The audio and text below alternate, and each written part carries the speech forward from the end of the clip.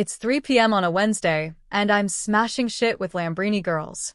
Singer and guitarist Phoebe Lunny lets out a guttural scream as she snaps a vase in two with a hammer.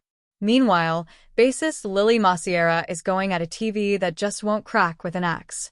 We're at Smash at Rage Rooms in southeast London, one of few such establishments in the city, with a plan to list grievances about the music industry, something the Brighton-bred punk duo often do in their songs, on social media and at gigs, while, well, smashing shit.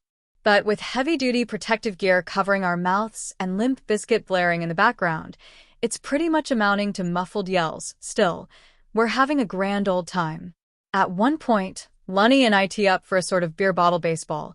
They pitch a glass at me, and I shatter it into 100 pieces with my weapon of choice.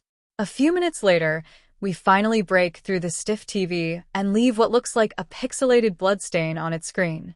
But eventually, red-faced and tired, we decide to exit the destruction, only to find we still have 10 minutes left in our half-hour slot.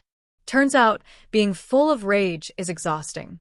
Lambrini girls know a thing or two about that, having made their name in the UK music scene with fast-paced, somewhat abrasive punk songs tackling a variety of issues, from misogyny to TERFs to homophobia. Raucous live shows, led by Lunny's in-your-face performance style, have led to the band touring for the better part of 2024, including stints in the US and festival slots at Glastonbury and Iceland Airwaves.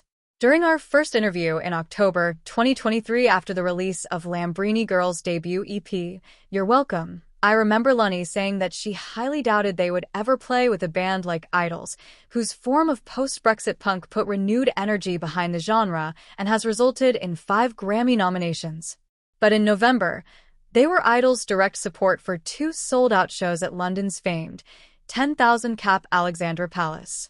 We genuinely didn't think we'd play with them, Lunny says as we reward ourselves with pints of Stella at the nearest pub, which is so local it feels like we're interrupting something as we step inside. Though the first show opening for Idols was a bit slow-moving, by the second night, something just fucking switched. We walked on stage at 7 p.m., and the entire venue from the get-go was fucking packed, Lunny says proudly. And everyone was like, let's fucking go crazy. It's these high-energy shows, complete with plenty of moshing and onstage antics, that have made Lambrini Girls a band to watch. But the strong word of mouth and constant touring made crafting the band's debut album an intimidating task. Without flattering ourselves, I think we're known more for our live shows than we are for our records. Up until now, Massiera says. Lambrini Girls hope that changes with Who Let the Dogs Out, released on Friday via City Slang Records, a sleekly produced firestorm of an album encapsulating their signature mix of political musings and offbeat humor. Take its name, for example. It could be read into as a commentary on misogyny or, as Lunny jests, a metaphor for late-stage capitalism, but it's really just an inside joke about Baha Men's 2000 hit that went too far. We thought it was fucking hilarious, Massiera laughs. The 11-track record was written in Oxford during 2 short breaks from touring, and being up against the clock helped the band discover that they work way better under pressure. People say you have your whole life to write your debut album, but that wasn't the case with us, Massiera says. We were like, okay, we just gotta do this. Whatever comes out is what comes out. Who Let the Dogs Out starts with a bang thanks to Bad Apple, a siren-laden tirade on police corruption and brutality backed by an unforgiving breakbeat. Lunny had been trying to synthesize their thoughts on the topic into song since the murder of Sarah Everard by a Metropolitan Police officer in March 2021, but it kept coming out fucking crap.